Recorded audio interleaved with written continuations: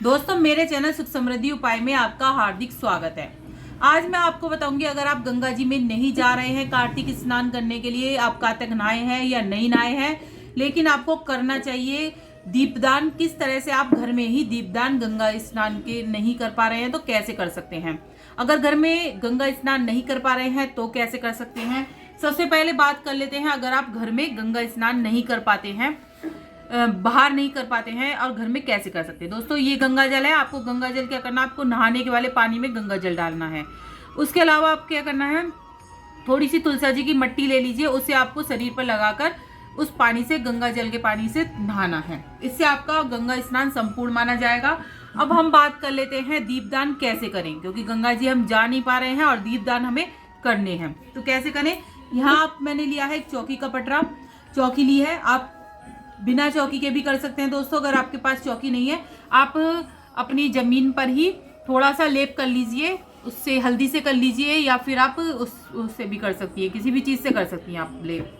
तो मैंने यहाँ चौकी ली है, मैंने किसी भी चीज़ का लेप नहीं करा है अभी।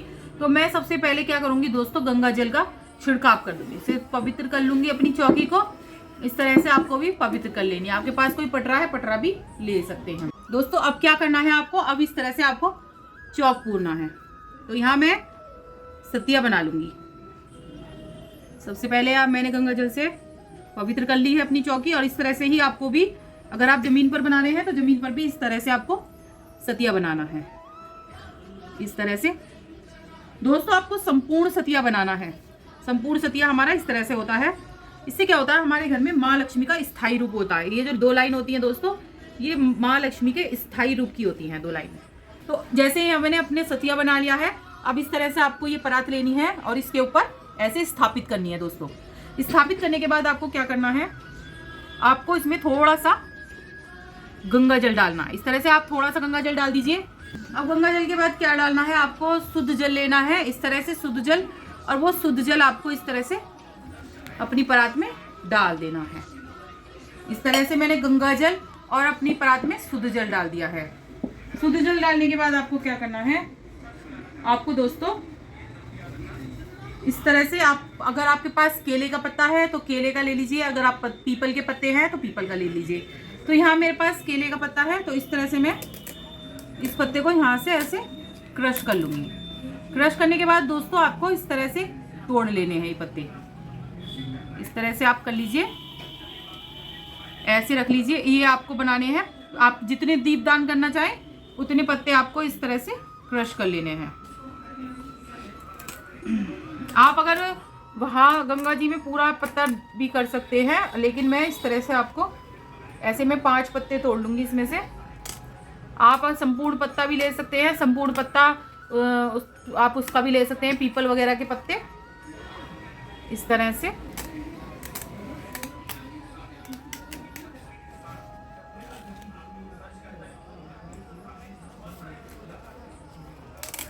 पाँच 11 जो भी आप करना चाहें दीपदान, 21 51 गंगा जी में जो भी करना चाहें, जितने भी आपके सदस्य करने चाहें उस तरह से ले सकते हैं।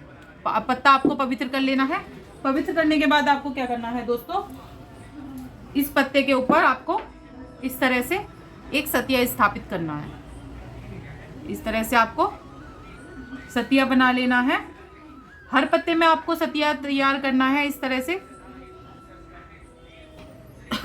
जैसे यहाँ मैंने चावल लिए हैं, आपको थोड़े थोड़े इन पर चावल डालने हैं।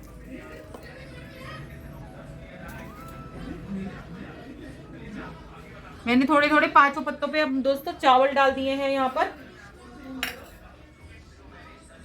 और एक एक मैं बत्ती लगा दूंगी सब में। यहाँ मैंने ये तैयार कर रखी है बत्ती। इस तरह से आप भी बत्ती तैयार करके रख लीजिए। इस तरह से मैं सब में एक एक बत्ती लगा दूंगी। याद रखें, मोटी बत्ती बनाए, थोड़ा सा घी ज़्यादा पी ले, जो ज़्यादा देर तक हमारी जल पाए, क्योंकि हम अगर ऑयल ऐसी डालेंगे इसके अंदर घी वगैरह तो वो सारा बह जाएगा। तो मोटी सी बत्ती बनाकर रखिए आप, जो हमारी थोड़ी देर के लिए जल पाए, क्योंकि थोड़ी देर के लिए जल पाएंगे और भी ज़्यादा शुभ रहेगा।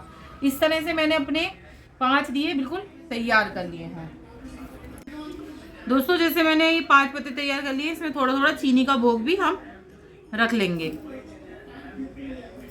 इस तरह से हमने 5 पत्तों में चीनी का भोग रख लिया है। अब हम क्या करेंगे, अपनी गंगा मैया को सबसे पहले हम तिलक अर्पित करेंगे। ऐसे आपको तिलक अर्पित करना है अपनी गंगा मैया को। थोड़े से आपको अक्षत चढ़ाने हैं इस तरह से गंगा मैया को। और आपको क्या करना है, थोड़ा सा इस तरह से भोग लगाना है। अब भोग लगाने के बाद आपको क्या करना है दोस्तों, अब आपने जो ये बनाए हैं इस तरह से आपको दिए, अपने 5 दिए सबसे पहले आप जला लीजिए। आप 365 बत्ती भी जला सकते हैं, वो आप साइड में रखकर दीपदान कर सकते हैं। तरह से मैंने 5 जोत ये जला ली है। 5 जोत आपको इस तरह से जलानी नहीं है। अब आपको गंगा मैया को इस तरह से जय माँ गंगा, इस तरह से आपको ये प्रवाहित करनी है। जय गंगा मैया की जय हो गंगा मैया। दोनों हाथों से आपको इस तरह से गंगा मैया में प्रवाहित करनी है ये जोत।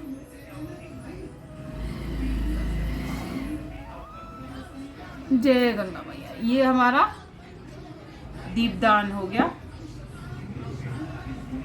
जय गंगा मैया की जय गंगा मैया।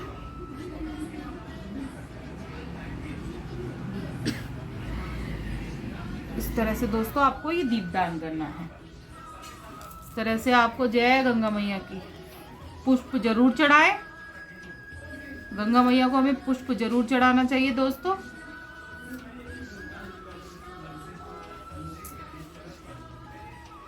जय गंगा मैया। इस